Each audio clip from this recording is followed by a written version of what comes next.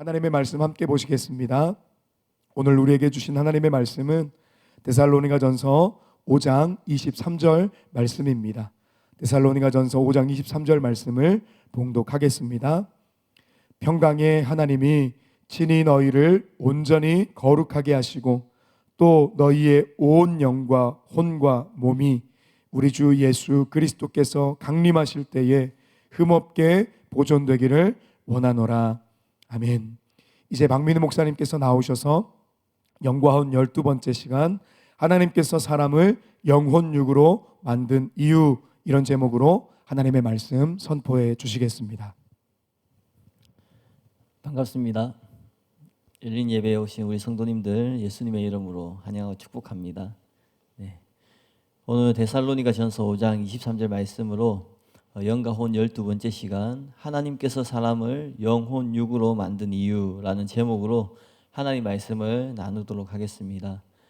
지난 시간에 혼과 영이 구체적으로 무엇인지 같이 살펴봤습니다. 오늘은 하나님께서 사람을 만드실 때 영과 혼과 육으로 만드신 이유를 같이 자세히 살펴보려고 합니다. 담임 목사님께서 영과 혼이 무엇인지 규명하기 전에 찰스 헌트의 간증을 성경으로 분석해서 얻은 세 가지 사실을 그 근거로 제시하셨어요. 첫째는 영이 더 중요한데 왜 창세기 2장 7절은 최종 완성된 사람을 살아있는 혼이라고 했을까였어요. 그것은 동물처럼 영에 이어 창조된 혼에 생명과 의식과 지정의가 있다는 것을 보여주는 결정적인 증거라고 말씀드렸습니다. 두 번째는 하나님과 천사의 영은 완전체이지만 사람의 영은 혼과 결합해야만 하는 불완전체이다 였어요. 이런 차이가 생기는 이유는 사람은 천사처럼 독립적으로 창조된 것이 아니라 천지창조의 하이라이트로 창조되었고 동물보다 업그레이드된 존재이기 때문에 그렇다 말씀드렸습니다. 세 번째는 전도서 3장 21절에 보면 동물에게도 영이라는 단어를 사용하는 것과 또 성경 여러 곳에 하나님께 대해서 혼이라는 단어를 사용하는 이유를 살펴봤습니다. 그것은 동물의 혼이 영의 한 조각이기 때문에 그래요. 그래서 영의 한 조각이기 때문에 영에서 동물의 혼을 빼면 나머지가 사람의 영과 같이 된다는 거예요. 그래서 사람의 영은 혼과 하나가 되어야지 영이신 하나님과 천사처럼 의식과 지정의를 갖고 활동하게 되는 것이 당연한 것이라고 말씀드렸습니다. 그래서 찰스 헌트의 간증이 매우 이색적이고 특이한 간증이지만 이것을 통해서 우리는 이 간증이 매우 성경적이라는 것을 깨달을 수 있었어요. 또 우리는 사람의 혼과 영을 합한 것이 하나님이나 천사와 같은 영이라는 결론에 또 도달할 수 있었어요. 그래서 그렇게 되어서 그러면 왜 천사처럼 바로 영으로 만들어 몸속에 거하게 하지 않고 영과 혼을 분리해서 만드시고 또 그 둘이 결합하여서 몸속에 거하게 하셨나라는 의문이 생길 수 있습니다. 사람의 영은 혼과 합해야지 하나님의 영과 같은 것이 됐는데 이것이 우리가 이런 결론에 도달하게 되면 이 방금 드린 것처럼 왜 천사처럼 그렇게 하지 않고 사람은 영과 혼을 분리해서 창조했을까, 그런 의문이 생길 수 있다는 거예요. 이 의문에 대한 답이 영과 혼에 대한 설명을 완성하는 마지막 퍼즐이 될 수 있습니다. 하나님은 왜 사람을 천사처럼 단지 영으로 만들지 않고 영과 혼으로 만드셨을까요? 이미 언급한 천지 창조의 단계별 창조가 그 답이 될 수 있어요. 또 그것은 하나님께서 사람을 만든 목적과도 깊은 관계가 있습니다. 천사는 천지 창조 전에 영의 세계에서 만들어졌습니다. 영적인 세계인 천국에서 영이신 하나님을 섬기는 존재로 창조된 거예요. 그래서 천사는 몸이나 혼이 필요하지 않습니다. 이것이 천사를 단지 영으로 만든 이유입니다. 반면에 사람은 천사와 달리 천지 창조의 한 부분이자 하이라이트로 창조되었어요. 영의 세계가 아니라 천지에 필요한 존재인 거예요. 천사는 영의 세계에서 하나님을 섬기고 사람은 이 세상에서 하나님을 섬기도록 창조된 것이에요. 그래서 사람에게는 몸이 있는 것입니다. 또 사람의 혼을 영과 분리하여 따로 만든 것도 하나님이 사람을 만드신 목적과 깊은 관계가 있습니다. 하나님은 사람을 하나님의 모양과 형상대로 만드셨어요. 많은 이들이 그 이유가 영이신 하나님과 교제하기 위한 것이라고 생각합니다. 그러나 그것을 포함할 수 있지만 그게 전부가 아니에요. 하나님의 모양과 형상대로 사람을 만든 이유는 우리를 하나님의 대리자로 삼기 위한 표현이라는 거예요. 하나님께서 사람을 하나님의 형상과 모양대로 창조하신 이유는 영이신 하나님과 교제하기 위한 것도 될 수 있습니다. 근데 그것만 있는 것이 아니라 사람을 하나님의 대리자로 삼기 위한 것이에요. 이게 무슨 말이냐면 만약 사람을 단지 하나님과 교제하게 하기 위해서 만들었다면 천사처럼 영으로 만들고 지구가 아니라 천국에 살게 하면 되었을 것이에요. 무슨 말인지 이해 가시죠? 그런데 그렇게 하지 않으셨어요. 천지와 만물을 만든 후에 하나님의 모양과 형상대로 만들어서 이 땅에 살게 하셨어요. 따라서 사람은 하나님을 대신하는 대리자로 만들어서 땅의 모든 것을 다스리게 하기 원하셨던 의도가 있는 것이에요. 이것이 사람을 하나님의 모양과 형상대로 만든 진짜 이유라는 것입니다. 성경에도 이것이 분명하게 기록되어 있습니다. 창세기 1장 26절 28절에 보면 하나님이 이르시되 우리의 형상을 따라 우리의 모양대로 우리가 사람을 만들고 그들로 바다의 물고기와 하늘의 새와 가축과 온 땅과 땅에 기는 모든 것을 다스리게 하자 하시고 하나님이 자기 형상 곧 하나님의 형상대로 사람을 창조하시되 남자와 여자를 창조하시고 하나님이 그들에게 복을 주시며 하나님이 그들에게 이르시되 생육하고 번성하여 땅에 충만하라 땅을 정복하라 땅의 물고기와 하늘의 새와 땅에 움직이는 모든 생물을 다스리라. 시편 8편 3절 8절에 보면 주의 손가락으로 만드신 주의 하늘과 주께서 베풀어 두신 달과 별들을 내가 보니 사람이 무엇이기에 주께서 그를 생각하시며 인자가 무엇이기에 주께서 그를 돌보시나이까. 그를 하나님보다 조금 못하게 하시고 영화와 종기로 간을 씌우셨나이다. 주의 손으로 만드신 것을 다스리게 하시고 만물을 그의 발 아래 두셨으니 곧 모든 소와 양과 들짐승이며 공중의 새와 바다의 물고기와 바닷길에 다니는 것이니이다. 또한 시편에 그 사실을 이렇게 기록해요. 115편 16절에 보면 하늘은 여호와의 하늘이라도 땅은 사람에게 주셨도다. 이렇게 성경을 보면은 우리가 분명하게 알 수 있습니다. 하나님께서 사람을 자기의 형상대로 자기의 모양대로 창조하신 이유는 하나님의 대리자로 삼아서 이 땅을 다스리게 하기 위한 것이었어요.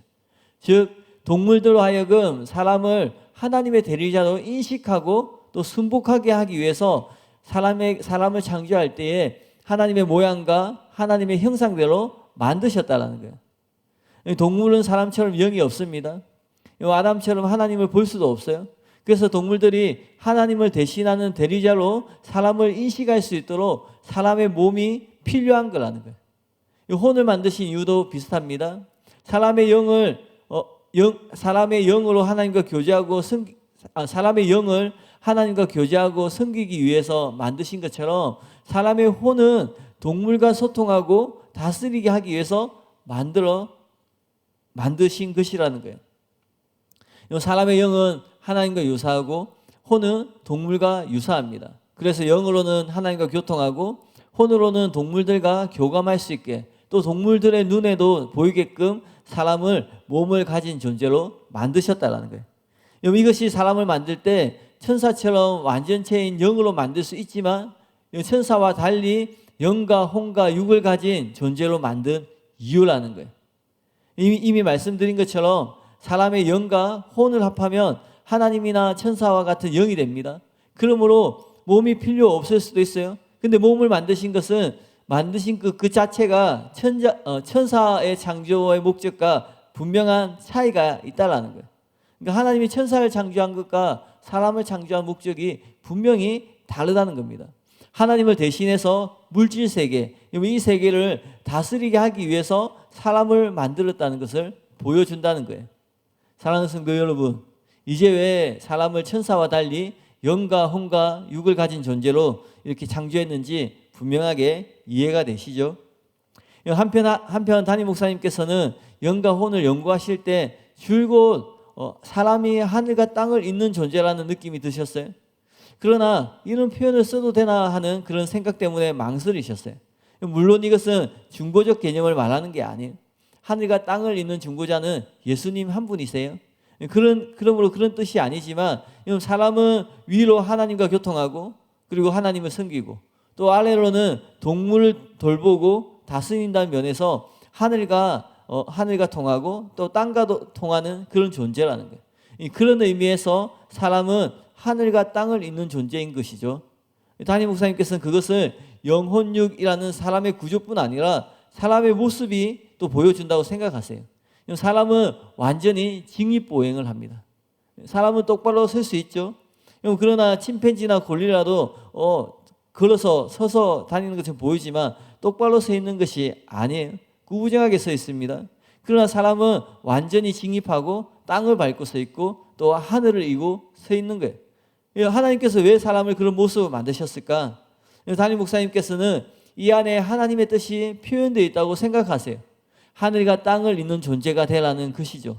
즉 위로는 하나님을 섬기고 아래로는 하나님의 대리자로서 다스리라는 의미예요. 근데 동물들을 다스리려면 일체성과 동질감이 필요하다는 거죠. 무엇인가 동물과 통해야지 다스릴 수 있는 거예요. 그래서 하나님께서 사람을 천사처럼 단지 영이 아니라 동물처럼 혼과 육이 있는 존재로 창조하셨다라는 거예요. 또한 중복되는 질문이긴 하지만 하나님은 왜 사람을 천사처럼 영으로 만들지 않고 영과 혼이 분리되고 또 몸까지 가진 존재로 만드셨을까요? 그 이유를 조금 설명해 드렸지만 또 다른 하나의 이유가 있습니다. 그것은 바로 천사도 탁월하지만 피조물의 대표요 또 최고의 글작이 사람이기 때문에 그렇다라는 거예요. 언뜻 보면 천사가 더 우울해 보입니다. 그러나 천사가 아니라 사람이 피조물의 대표라는 거예요.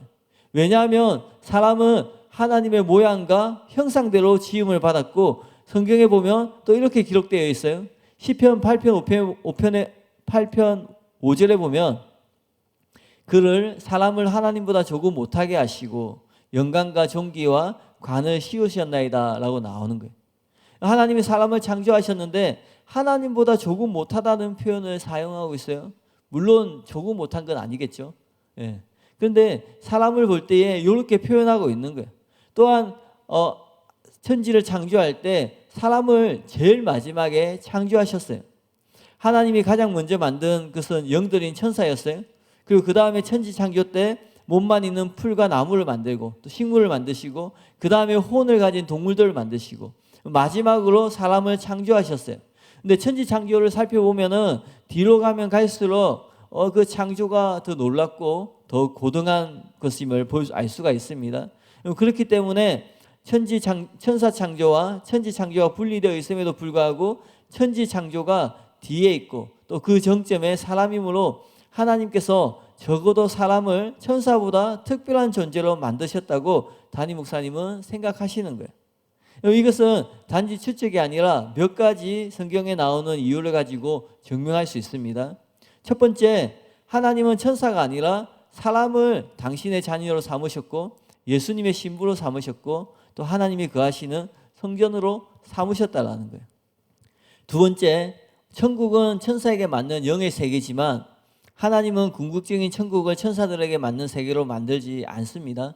이게 무슨 말이냐면 영과 혼과 몸을 가진 사람이 살기에 적합한 새 하늘과 새 땅으로 궁극적인 천국을 만든다라는 거예요.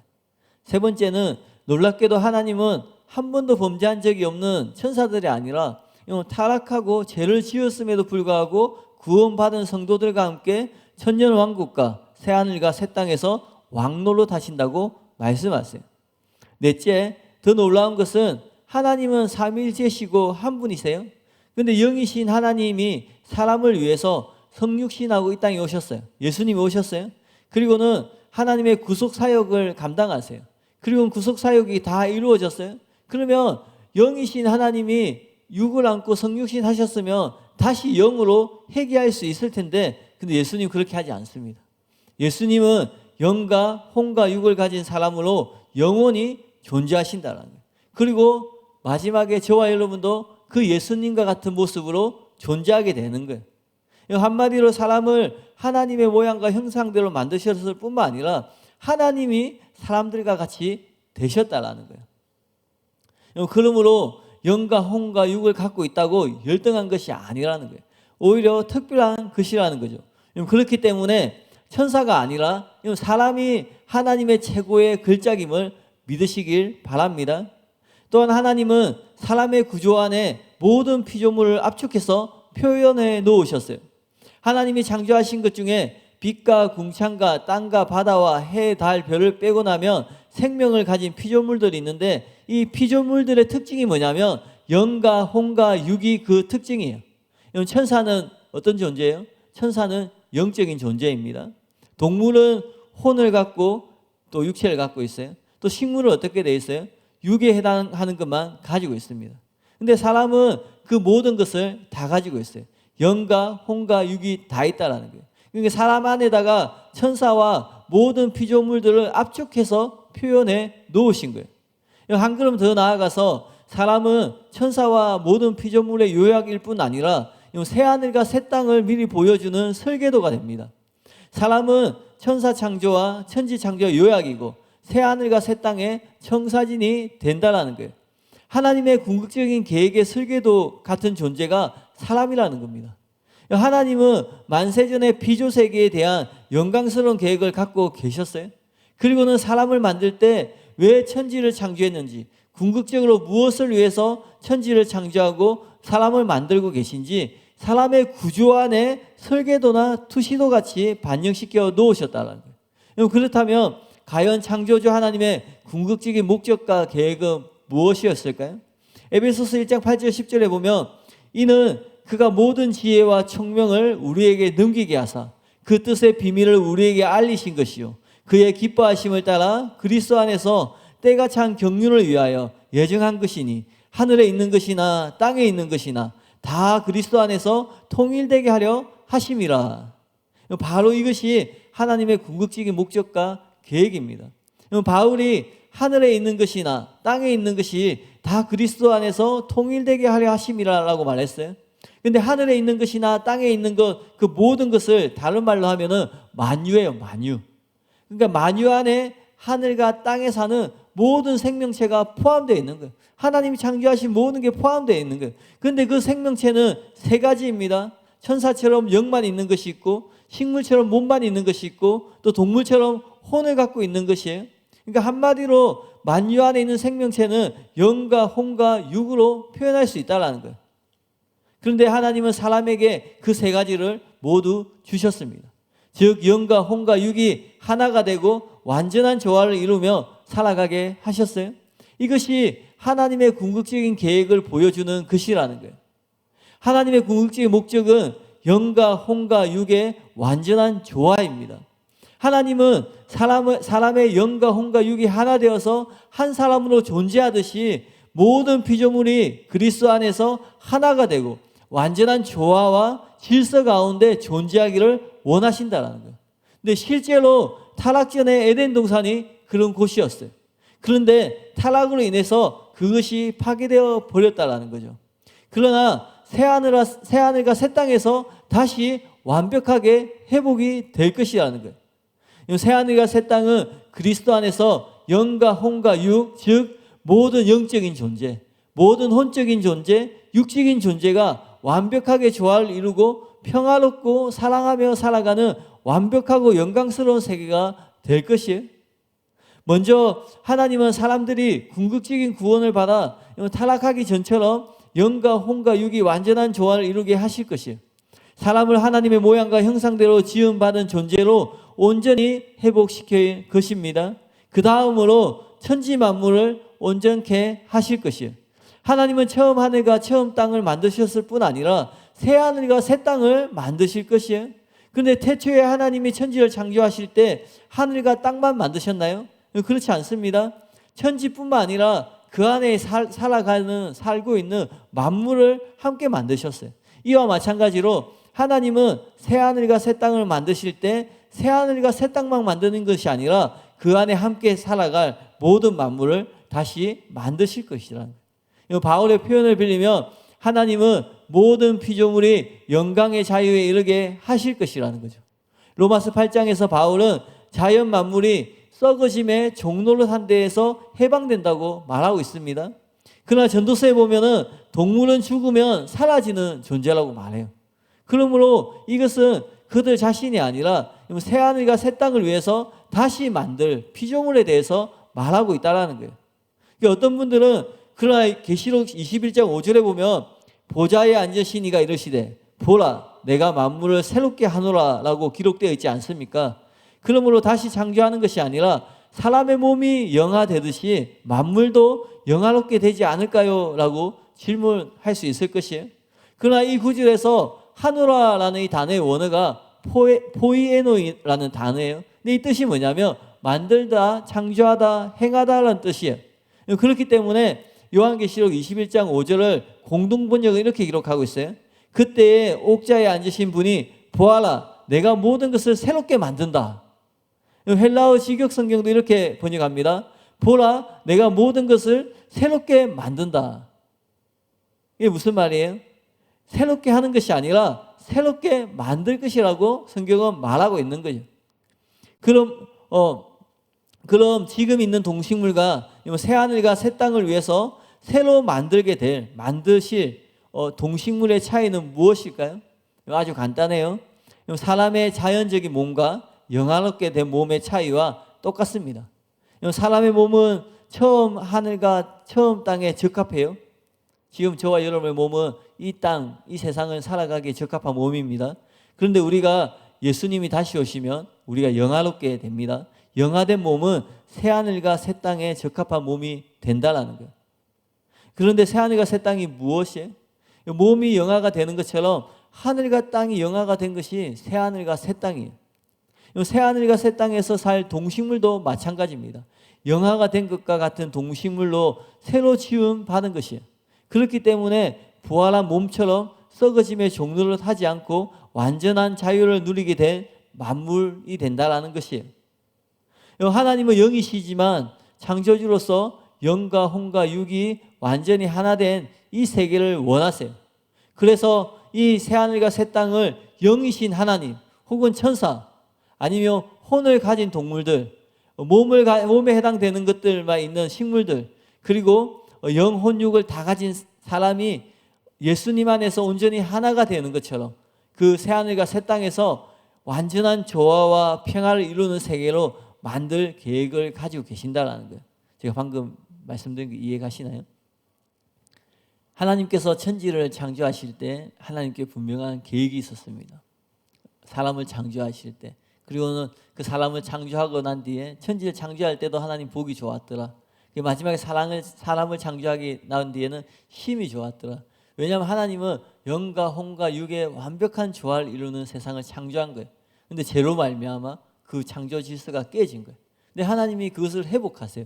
근데 어떻게 회복하냐면 새하늘과 새 땅에서 그것을 회복하는 거예요. 근데 그 회복되는 세상은 우리의 몸이 영화가 되는 것처럼 땅과 하늘 또 그 안에 있는 모든 만물이 영화가 되는 존재인 거예요. 그래서 이것이 단지 그냥 어떻게 이게 조화를 이루냐면 예수님 안에서 하나가 되고 통일이 되어서 조화를 이루는 완벽한 조화와 평화가 있는 그 세계를 하나님께서 만드실 것이라는 거예요. 영과 혼, 영, 혼, 육으로 구성된 모든 피조물의 하나됨과 온전한 조화를 이루는 세계를 말하는 거예요. 신학적인 용어로는 완전한 샬롬을 누리면서 영원히 공존하게 하시는 세계라는 거예요. 그것이 바로 궁극적인 구원이고 영생인 거예요. 그것이 곧 창조주 하나님의 궁극적인 목적이고 계획임을 믿으시길 바랍니다. 하나님은 천지를 창조하시기 전에 이런 놀랍고 영광스러운 계획을 갖고 계셨다라는 거예요. 하나님이 사람만 생각하신 것이 아니라는 거예요. 하나님은 하늘과 땅도 생각하시고 또 그 안에 살아갈 만유도 생각하신 거예요. 사람만 구원이 필요한 것이 아니에요. 만유가 썩어짐에서 종로를 타지 않고 완전한 자유, 완전한 조화, 완전한 평안과 영광을 누리게 될 것을 여러분 믿으시기를 바랍니다. 그리고 사람을 창조하시면서 사람의 구조에 그것을 표현하셨다는 거예요. 즉 하나님의 영광스러운 계획이 무엇인지 계시하셨어요. 천지 창조를 통해 창조하는 피조 세계에 대한 궁극적인 목적이 무엇이고 또 하나님의 창조를 통해서 결국 무엇을 이루려고 하시는지 결국 어떻게 모든 것을 완성하실 것인지를 사람의 구조를 통해서 미리 보여주신 거라는 거예요. 그 사람이 누구예요? 바로 저와 여러분이라는 거예요. 많은 사람들이 사람을 소우주라고 말합니다. 이거 옳은 말이에요. 근데 소우주 속에 이루고 있는 이 영과 혼과 육이 조화를 이루고 있는 거예요. 그리고 그것이 나중에 확장되어서 대우주, 즉 새로 창조되는 새하늘과 새 땅에서 모든 피조물들로 확대가 되고 재현될 것이라는 거예요. 천국은 영의 세계입니다. 그러나 새하늘과 새 땅은 영과 혼과 육의 세계라는 거예요. 지금 예수님을 믿고 구원받아서 천국에 가는 사람들은 영의 세계 천국에 있습니다. 근데 예수님이 다시 오셔서 새하늘과 새 땅을 다시 만드실 때 저와 여러분이 살아갈 미래의 그 세계는 영과 혼과 육의 세계라는 거예요. 자세히 말하면 영화된 영과 혼과 육의 세계를 말하는 거예요. 먼저 사람이 영혼 구원뿐 아니라 몸의 구속을 받아서 영과 혼과 육이 온전히 영화롭게 됩니다. 그 위에 영혼 육을 특징을 하는 모든 자연 만물이 영광의 자유에 이르러서 영화롭게 될 것이라는 거예요. 천국은 이렇게 영화롭게 된 영이나 혼이나 육을 가진 피조물들이 완전한 조화를 이루며 사는 곳이라는 거예요. 완전한 조화와 평화 그리고 영광스러운 자유와 기쁨이 넘치는 곳이 새하늘과 새 땅, 저와 여러분이 살아갈 천국임을 믿으시길 바랍니다. 이렇게 영광스럽고 완벽한 세계를 위해 하나님이 천지 만물을 창조하신 것이에요. 그리고 그 영광스러운 계획을 마지막 피조물인 사람의 구조를 통해서 미리 보여주신 것이라는 거예요. 이제 천국이 어떤 곳인지 명확하게 이해가 되시죠? 천국은 예수님 안에서 그리스도 안에서 모든 영적인, 혼적인, 육적인 존재가 완전한 조화와 평화를 이루는 곳이 천국입니다. 그렇다면 우리가 그곳에 들어가려면 어떻게 해야 될까요? 오늘 데살로니가전서 5장 23절에 보니까 평강의 하나님이 친히 너희를 온전히 거룩하게 하시고 또 너희의 온 영과 혼과 몸이 우리 주 예수 그리스도께서 강림하실 때에 흠없게 보존되기를 원하노라. 다시 말씀드리지만 천국은 영적인, 혼적인, 육적인 존재가 완전한 조화와 평화를 이루는 나라를 말하는 것이에요. 그렇기 때문에 하나님은 절대로 이런 조화와 평화를 깨트리는 사람이 새하늘과 새 땅에 들어오도록 허용하지 않으실 것이라는 거예요. 그러므로 영과 혼과 몸의 모든 들어온 것에서 자기를 거룩하게 해야 된다는 거예요. 영과 혼과 육으로 짓는 모든 죄를 회개해야 되는 거예요. 완전해야 되는 것은 아니지만 적어도 습관적인 죄가 없는 사람이 되어야 된다는 거예요. 적어도 바리새인보다 서기관보다 나은 의를 가진 사람이 돼야 된다는 거예요. 죄에서 돌이켜서 하나님 말씀대로 살고자 하는 사람이 돼야 된다는 거예요. 죽어있는 여기 살아나서 그 안에 성령님이 함께 하심으로 성령님의 도우심으로 하나님 말씀대로 살아갈 수 있는 존재가 돼야 된다는 거예요. 오직 그런 사람만이 새하늘과 새 땅에 어울리는 사람이고 또 그런 사람만이 새하늘과 새 땅에 들어갈 수 있음을 믿으시길 바랍니다. 사랑하는 성도 여러분, 하나님께서 이런 놀라운 계획을 가지고 이런 목적을 가지고 사람을 창조하셨어요. 그냥 사람을 단지 영과 혼과 육을 가진 존재로 창조하신 것이 아니라 하나님의 이런 특별한 계획을 가지고 창조하신 거예요. 그리고 하나님이 저와 여러분을 창조하실 때 우리에게 자유의지를 주셨어요. 사람은 이 자유의지를 가지고 있기 때문에 하나님의 상속자가 되고 또 하나님과 영원히 다스리는 자가 될 수 있는 것이에요. 그런데 이 자유의지를 가지고 있기 때문에 이 자유의지라는 것 자체가 내가 스스로 선택한다는 것이기 때문에 잘못된 선택을 하는 사람도 나온다라는 거예요. 마음이 완악하고 강팍한 사람이 나와서 결국에는 지옥에 가는 사람들이 나오는 것이에요. 사람은 자유의지를 가지고 있다. 이 말의 의미는 사람은 책임 있는 선택을 할 수 있는 능력을 가지고 있다라는 뜻을 가지고 있는 거예요. 저와 여러분이 스스로 선택하고 스스로 결정하고 또 그 선택과 결정에 대해서 책임을 질 수 있는 존재라는 거예요. 어린 자녀가 바른 선택을 할 능력이 없는데 어떤 상황 가운데, 환경 가운데 방치시키는 것은 분명 잘못된 것이에요. 세상의 법도 그것을 이해하고 적용합니다. 미성년자와 다르게 스스로 바른 선택을 할 수 있는 능력을 가진 성인은 거기에 맞는 책임이 따르는 것이 당연하다는 거예요.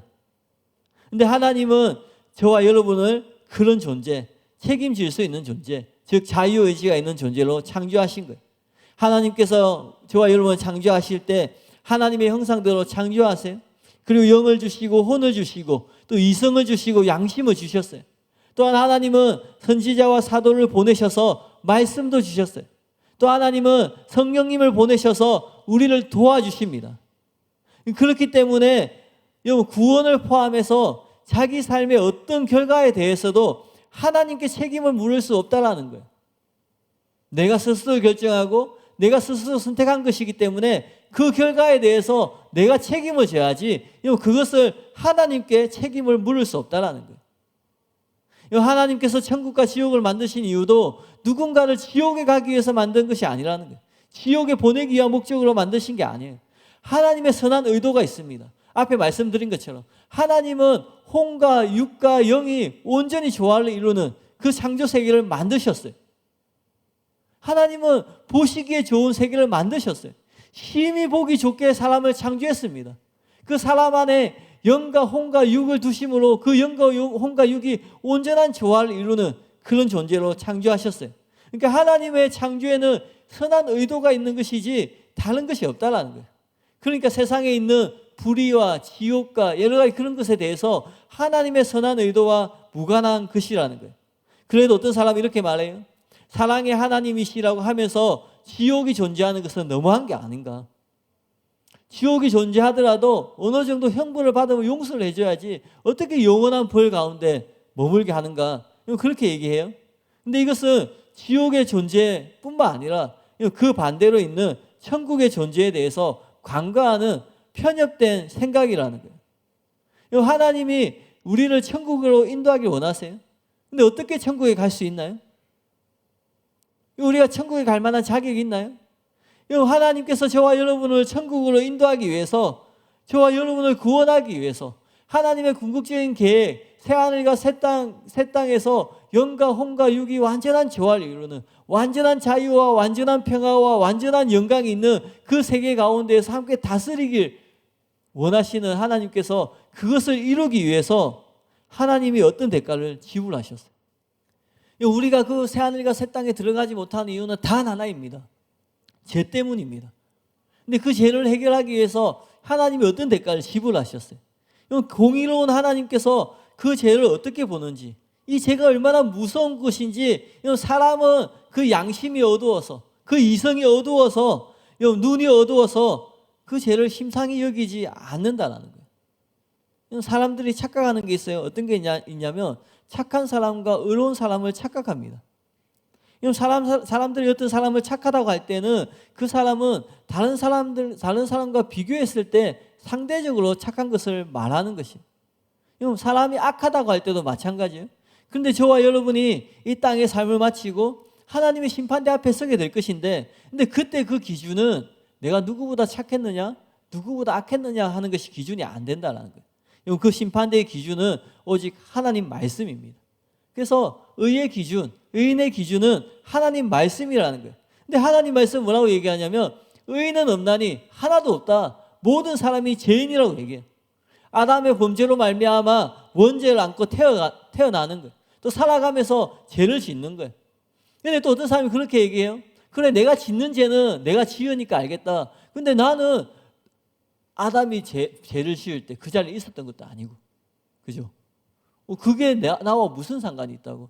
단지 아담이 죄를 지었다고 내가 그 원죄가 나에게 속한다 이렇게 얘기하면 그렇게 또 말하는 분이 있어요. 그것은 또 죄의 특성을 잘 몰라서 그래요. 마태복음 9장에 보면 예수님이 죄를 설명하시는데 질병에 비유해서 죄를 설명합니다. 질병에는 크게 두 가지 질병이 있습니다. 유전이 되는 질병이 있고 유전이 되지 않는 질병이 있어요. 죄도 동일한 거예요. 죄도 크게 두 가지가 있는데 아담과 하와가 지은 원죄가 있고 또 우리가 살아가면서 짓는 자범죄가 있습니다. 근데 이 중에 자범죄는 유전이 되지 않는 죄예요. 근데 원죄는 유전이 되는 죄라는 거예요. 그래서 죄는 마치 질병과 같아서 질병에도 유전이 되는 질병이 있듯이 죄에도 유전이 되는 죄가 있는데 그것이 원죄라는 거예요. 그래서 모든 사람은 유전이 되는 원죄를 안고 태어나기 때문에 태어날 때부터 죄인으로 태어나는 거예요. 그렇기 때문에 착하게 살면 천국에 가고 나쁘게 살면 지옥에 간다는 이 말 자체가 처음부터 바르지 않는 틀린 말이라는 거예요.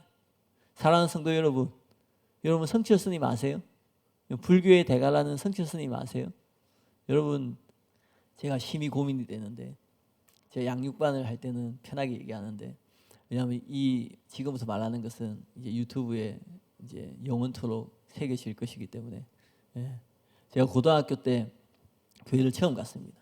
근데 제가 초등학교 때 어딜 다녔냐면, 많은 분들은 초등학교 때 주일학교를 다녔겠지만 저는 초등학교 때 불교 어린이 학교를 다녔습니다. 그곳에서 부회장까지 하면서 열심히 동네 아이들을 포교원으로 인도하고요. 4월 초파일에 그 행사하잖아요. 그 앞에 서서 목탁도 치고 그렇게 했던 사람인데요. 불교의 대가 성철 스님이 있습니다. 굉장히 존경받는 분이에요. 실제로 성철 스님이 살아있을 때 이 스님을 만나기 위해서는 3,000배를 해야지 순서표가 나왔다고 해요. 여러분 3,000배 안 해보셨죠? 저도 3,000배는 어려서 3,000배는 안 해보고 108배는 해봤는데 그게 쉽지 않습니다. 그냥 단순히 절하는 게 아니라 그 각도도 있고 손동작도 있고 막 그래요. 그래서 똑바로 안 하면 그 아프진 않지만 소리가 크게 나는 걸로 이 스님이 때려요. 뒤에서 이렇게 자세를 똑바로 하라고, 집중해서 하라고. 근데 그 3,000배를 해야지 만날 수 있어요. 그리고 살아있을 때 수년 동안 병만 보는 수행을 했어요. 눕지도 않는 그 쌀만 먹으면서. 제가 이런 말씀 왜 드리냐면, 그래서 많은 사람들이 뭐 불교인이든 아니든 많은 사람들이 존경했어요. 그래서 이 스님을 만나보고 싶어서 많은 사람들이 만나보고 싶어 했어요. 근데도 쉽게 만날 수 없는 인물이었어요. 근데 이 성철 스님이 마지막에 죽을 때 어떤 고백을 했는지 여러분 아시죠? 조금만 찾아보면 나오는데 뭐라고 얘기하냐면, 성철 스님이 이렇게 얘기해요. 내가 이 죄와 함께 지옥에 떨어진다고 얘기해요. 제가 무슨 말씀을 드리려고 하냐면, 여러분 그 절간에서 살았던, 평생을 산에서 살았던 성철 스님이 죄를 많이 짓겠어요? 이 세상에 살아가고 있는 여러분 말고 제가 죄를 많이 짓겠어요? 그 산에서 남자들만 있고 풀만 먹고 사는 사람이 죄를 많이 짓겠어요? 세상을 살아가면서 많은 사람들하고 관계하고 여기저기 다니는 여러분 성도님들 죄를 많이 짓겠어요? 뭐 누가 죄를 많이 짓는데 분명히 얘기할 수 없지만 그래도 거기서 죄를 지으면 얼마나 짓겠어요? 그런데 이 성철 스님이 뭐라고 얘기하냐면, 자기가 죄와 함께 지옥에 떨어진다는 거예요.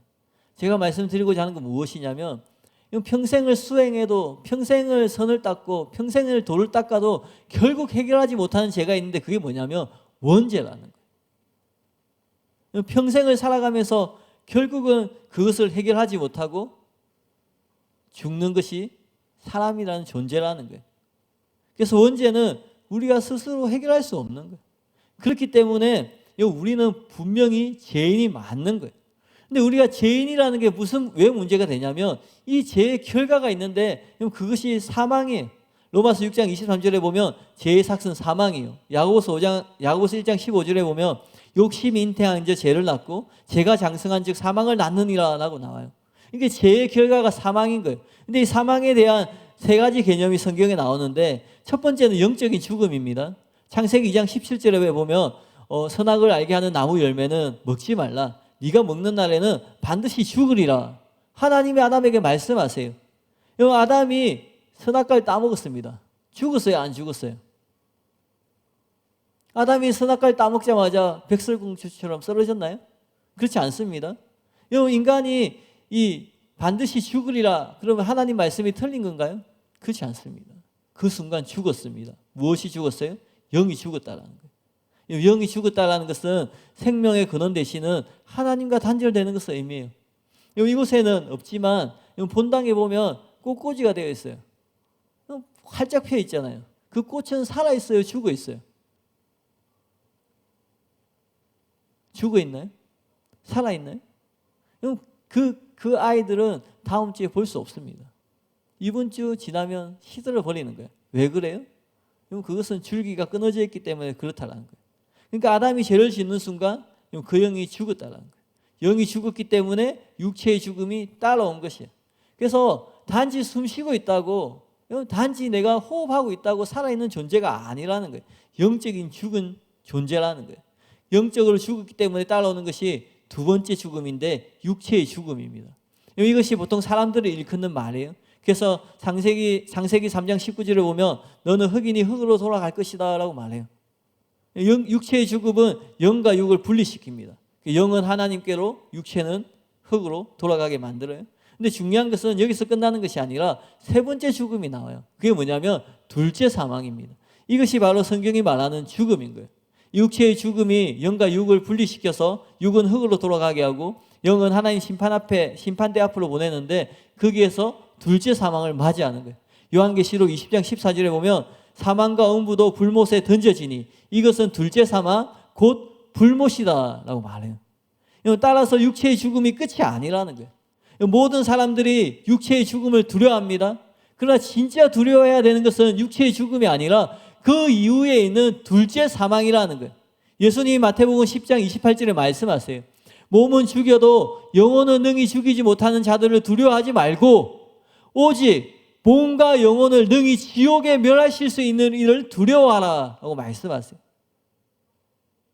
이처럼 죄는 처음에 영이 죽게 만듭니다. 그리고 육체의 죽음을 초래하게 해요. 최후에는 영적인 죽음, 둘째 사망에 이르게 하는 거예요. 영원한 지옥 형벌에 떨어지게 만드는 것이 죄라는 것이에요. 그렇기 때문에 이 땅에서 제일 중요한 게 뭐예요? 살아가면서 제일 중요한 게 뭐예요? 여러분의 인생 가운데 가장 중요한 것은 이 죄의 문제를 해결하느냐 해결하지 못하느냐 하는 것이라는 거예요. 근데 얼마나 많은 사람들이 죄를 심상히 여깁니까? 얼마나 많은 사람들이 다른 사람과 비교하면서 나는 괜찮아. 나는 저 사람보다 나아. 야, 더 악한 사람도 있는데, 더 비양심적인 사람도 있는데. 근데 하나님 앞에서 그게 핑계 될 수가 없다라는 거예요. 변명거리가 될 수 없다라는 거예요. 왜냐하면 하나님의 심판의 기준은 누구보다 착했느냐, 누구보다 나빴느냐, 그것이 아니라는 거예요. 우리 안에 죄가 있느냐, 죄가 없느냐. 우리가 예수님을 믿고 회개하고 돌이켜서 죄에서 돌이켰느냐, 하나님 말씀대로 살았느냐, 그것이라는 거예요. 사랑하는 성도 여러분, 제일 중요한 것은 이 죄의 문제를 해결하는 거예요. 인생이 공고합니다. 인생이 힘들어요. 인생에 많은 어려움이 있습니다. 근데 진짜 우리가 해결해야 되는 것은 내 눈앞에 보이는 문제가 아니라는 거예요. 내 육체의 아픔만이 아니라는 거예요. 정말 우리가 고민하고 우리가 심각하게 진지하게 생각해야 될 것은 내 안에 있는 죄, 여전히 해결하지 못하고 있는 죄, 어떤 부분은 변화되고 달라졌는데 여전히 짓고 있는 습관적인 죄, 여전히 용서하지 못하고 있는 마음들, 여전히 품지 못하고 사랑하지 못하고 있는 마음들, 여전히 자기만을 생각하고 자기 중심적인 마음들. 하나님은 저와 여러분을 구원하기 위해서 하나밖에 없는 아들을 내어주셨고, 우주 만물을 창조하신 그 만물의 주인 되신 예수님은 하늘의 영광을 버리고 스스로 이 땅에 오셨고, 그리고는 생명의 근원 되시는 생명을 나누어 주신 분이 십자가에서 자기의 생명을 다 쏟으셨어요. 거기서 끝나는 게 아니라 성령님을 보내주셨어요. 우리를 성전 삼아서 우리 안에 거하시는 거예요. 여러분 어디 여행 가서 휴양지에 가서 숙소 잘못 잡아본 적 있으세요? 예전에 한번 일본의 오사카에 집회에 있어서 갔는데 숙소를 잡았는데 몰랐는데 담배 냄새가 찌들려 있는 거예요. 처음 가봤습니다. 그런 숙소. 그래서 하룻밤도 잘 수가 없는 거예요. 들어가서 1시간도 안 돼서 나와서 취소하고 손해보더라도 취소하고 다른 숙소를 찾았어요. 생각해 보세요, 여러분이. 그런 곳에 가면 우리가 단 1초도 견디지 못해요. 근데 성령님이 그 거룩한 분이 우리 가운데 함께 하세요. 근데 우리가 조금 죄를 지었다고 포기하지 않으세요. 그분이 그렇게까지 우리를 구원하길 원하시고 그렇게까지 여러분을 천국으로 이끌길 원하시는 그 주님의 마음을 꼭 기억했으면 좋겠습니다. 여러분, 죄에서 돌이키는 것은 손해보는 게 아니에요. 내 자존심을 버리는 것은 손해보는 게 아니에요. 내가 살아온 인생관을 포기하는 것은 손해보는 게 아니에요. 내가 살아온 어떤 말과 행동과 평판과 내가 그것을 바꾸고 돌이켰을 때에 다른 사람들이 손가락질하고 뭐라고 하는 그런 것들이 결코 손해보는 게 아니에요. 그럼 그걸 지키려고 하다가 영원한 생명을 잃어버릴 수 있어요. 그럼 아무것도 아닌 평판을 지키려고 하다가 영원한 지옥에 떨어질 수 있는 거예요. 그럼 아무것도 아닌 그 죄의 쾌락을 누리다가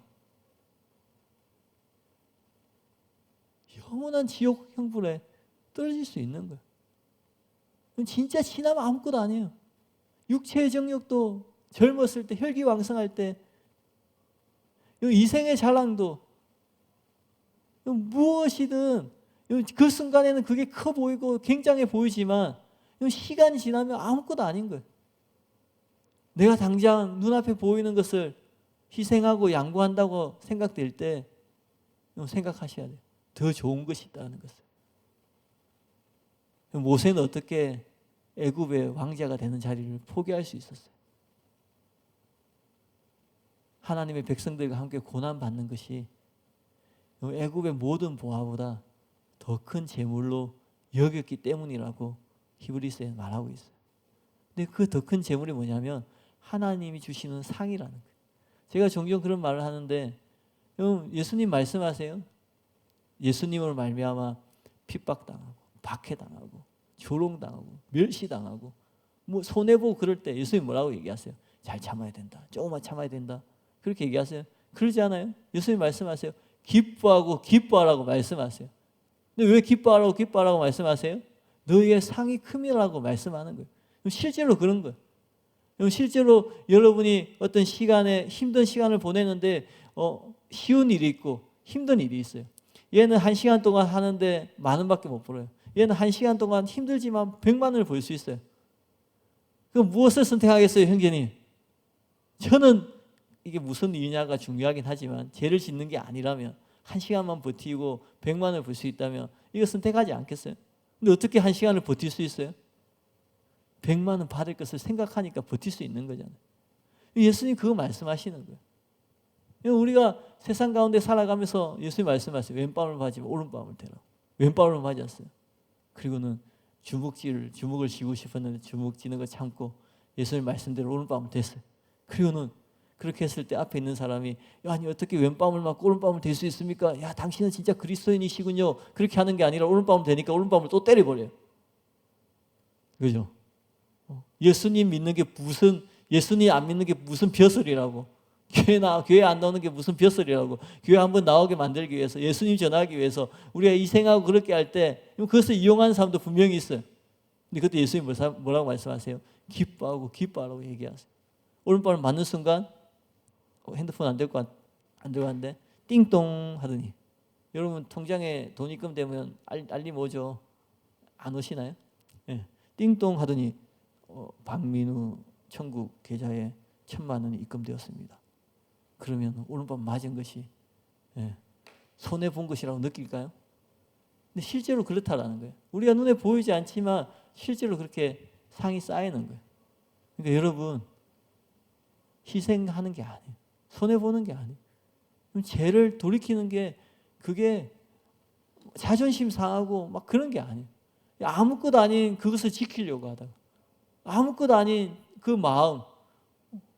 마음을 가지고 지키려고 하다가 진짜 중요한 것을 잃어버리지 않는, 진짜 소중한 것을 놓치지 않는 저와 여러분이 되었으면 좋겠습니다. 우리 시간에 기도할 텐데요. 기도할 때에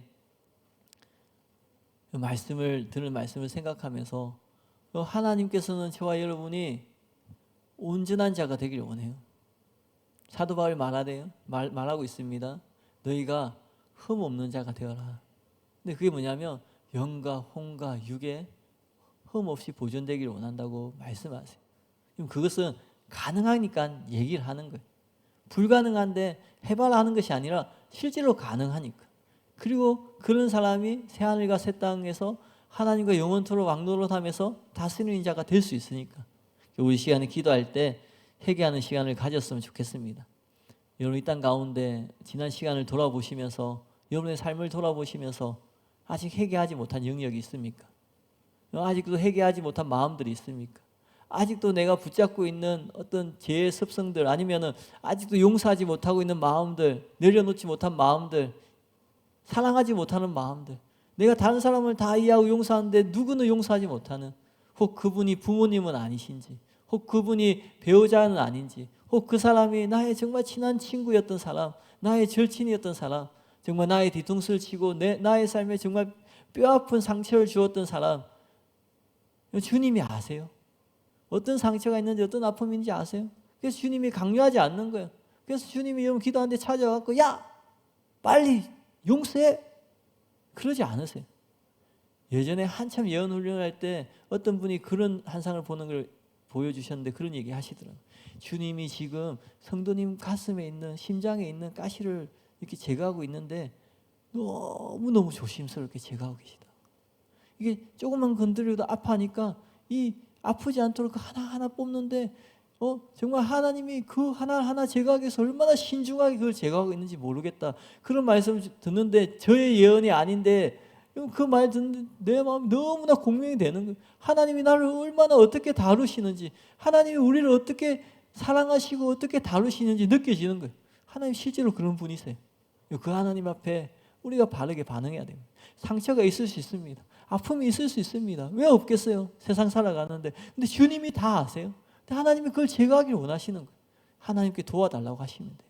누굴 용서하지 못하겠어요? 하나님 누구 용서하지 못하겠는데 용서할 수 있는 마음 주세요. 이해하지 못하는 상황이 있으세요? 어떤 상처를 준 사람이 있으세요? 하나님 이제 그 사람을 내려놓고 싶습니다. 여전히 즐기고 있는 제약이 있어요? 하나님 그걸 끊고 싶습니다. 도와달라 하시며 여러분 안에 있는 성령님이 일하기 시작하십니다. 여러분 안에 있는 성령님이 역사하시기 시작하세요. 그래서 이전에는 하지 못했는데 할 수 있게 되는 거예요. 지금 바로 그 시간이에요. 우리 같이 기도하면서 나아가겠습니다.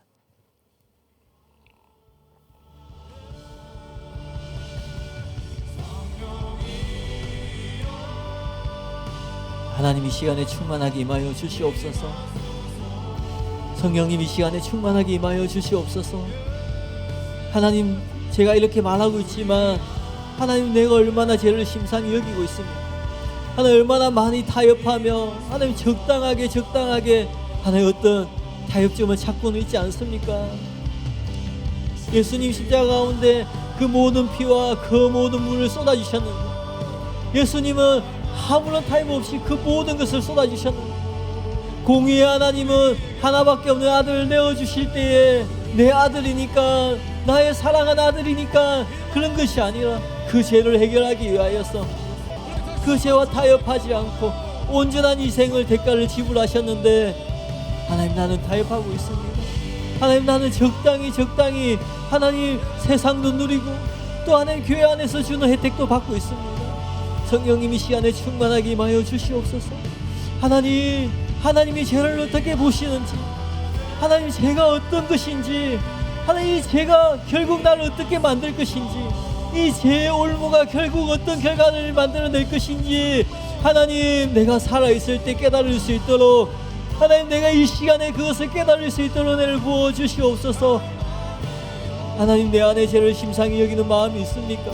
하나님 이 시간에 그 마음이 드러나게 하시고 하나님 이 시간에 그 마음을 끊어낼 수 있도록 성령님 이 시간에 충만하게 임하여 주시옵소서. 하나님 나의 시선으로 나의 경험으로 죄를 바라보는 것이 아니라 하나님의 시선으로 주님의 마음으로 죄를 바라볼 수 있도록 하나님 이 시간에 충만하게 임하여 주시옵소서. 성령님 이 시간에 충만하게 임하여 주시옵소서.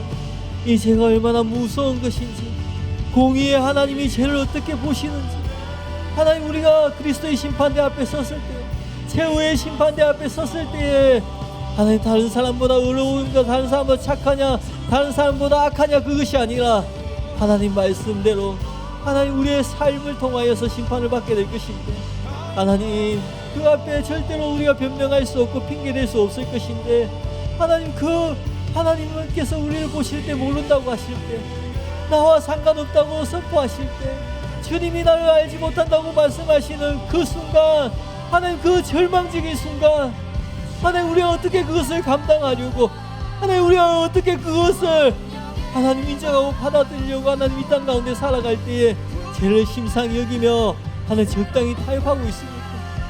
주님 이 시간에 충만하게 임하여 주시옵소서. 주님 이 시간에 충만하게 임하여 주시옵소서. 우리 안에 경각심이 일어나게 하여 주시옵소서. 우리 안에 하나님 죄에 대한 경각심이 일어나게 하여 주시옵소서. 하나님 우리의 죽어있는 양심이 살아나게 하시고, 하나님 우리의 죽어있는 영이 살아나게 하시고, 하나님 말씀 앞에 바르게 반응할 수 있도록 죄를 죄로 인식할 수 있도록 은혜를 부어 주시옵소서. 성령님 이 시간에 사랑하는 성도님들 가운데 충만하게 임하여 주시옵소서. 하나님 우리가 미처 깨닫지 못하고 있는 죄가 있습니다. 하나님 여전히 나를 위해서 살고 있으면서도 입술로는 주를 위한다 고백하고 있기 때문에 하나님 스스로 괜찮다고 스스로 합리화시키며 살아가고 있는 모습이 있지 않습니까? 성령님이 시간에 충만하게 임하셔서 나의 중심을 볼 수 있도록, 하나님 나의 삶의 동기를 볼 수 있도록, 어떤 명분이 아니라 이유가 아니라 정말 내가 그렇게 하는 이유를 볼 수 있도록, 사람들에게 설명하기 위한 이유가 아니라, 사람들에게 나를 증명하기 위한 명분이 아니라 내가 정말 솔직하게 그렇게 말하고 그렇게 행동하는 분명한 나의 동기, 이유를 볼 수 있도록 주님이 시간을 베풀어 주시옵소서. 주님이 시간에 충만하게 임하여 주시옵소서. 사랑하는 성도님들 가운데 충만하게 임하여 주시옵소서. 하나님께서 사람을 창조하실 때 놀라운 계획을 가지고 창조하셨습니다. 하나님 우리가 상상하지 못하였던, 생각하지 못하였던 하나님 그런 계획, 영광스러운 계획이 있었습니다. 사람을 단지 영적인 존재로 창조한 것이 아니라, 단지 혼적인 존재로 창조한 것이 아니라 영과 혼과 육을 가진 존재로 창조하신 하나님의 그 놀라운 계획을 알게 되었습니다.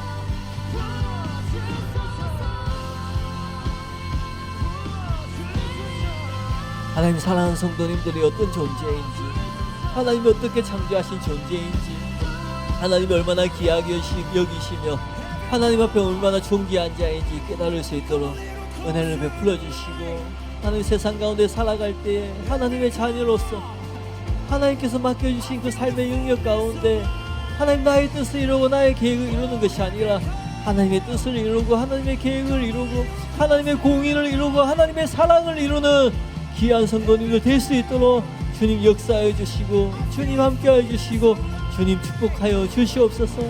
사랑하는 성도님들의 삶을, 그 환경, 그 상황들을 누구나 주님이 가장 잘 아시오니 하나님 역사해 주시고 하나님 함께해 주셔서 사랑하는 성도님들의 삶이 하나님의 온전한 부르심을 성취하는, 하나님께서 맡겨주신 사명을 감당하는 귀한 성도님들 될 수 있도록 주님 축복하여 주시옵소서.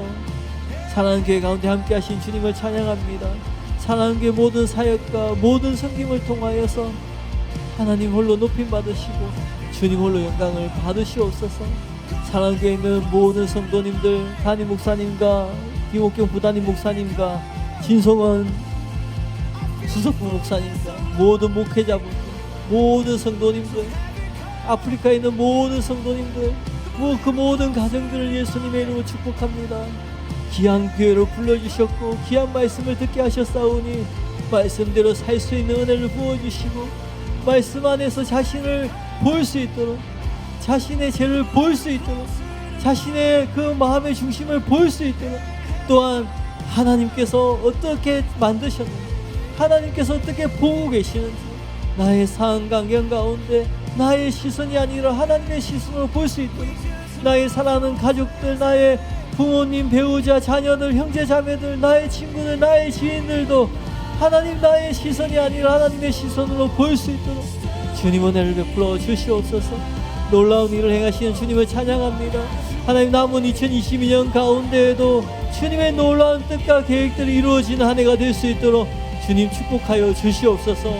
하나님 우리가 어떤 계획을 세울지라도, 하나님 우리가 어떤 생각을 할지라도 하나님의 계획과 하나님의 생각은 우리의 생각보다 높고 우리의 계획보다 크심을 고백합니다. 하나님 그래서 나의 삶을 통하여서 나의 뜻이 이루어지는 것이 아니라 하나님의 뜻이 이루어지길 원합니다. 나의 계획이 성취되는 것이 아니라 하나님의 계획이 성취되길 원합니다. 내가 뜻하는 바가 이루어지지 않았을 때, 내가 목적하는 바가 성취되지 않았을 때 하나님 내가 좌절하고 절망하는 것이 아니라 하나님께서 더 좋은 계획을 가지고 계시구나, 하나님께서 더 놀라운 계획을 가지고 계시는구나, 내가 좌절하고 절망하고 하나님 낙심하는 것이 아니라 오히려 실패한 그 자리에서 주님을 높이고 주님을 찬양하는 사랑하는 성도님들 될 수 있도록, 실패한 그 자리에서 주님께 영광을 돌리는 사랑하는 성도님들 될 수 있도록, 하나님 제 자신이 될 수 있도록 하나님 은혜를 베풀어 주시고 하나님 역사하여 주시옵소서. 하나님 부족하지만 우리의 삶을 주님께 올려드립니다. 우리의 삶을 통하여서 주님 홀로 높임 받으시고 주님 홀로 영광을 받으시옵소서. 예수님의 이름으로 축복하며 기도하였습니다. 아멘.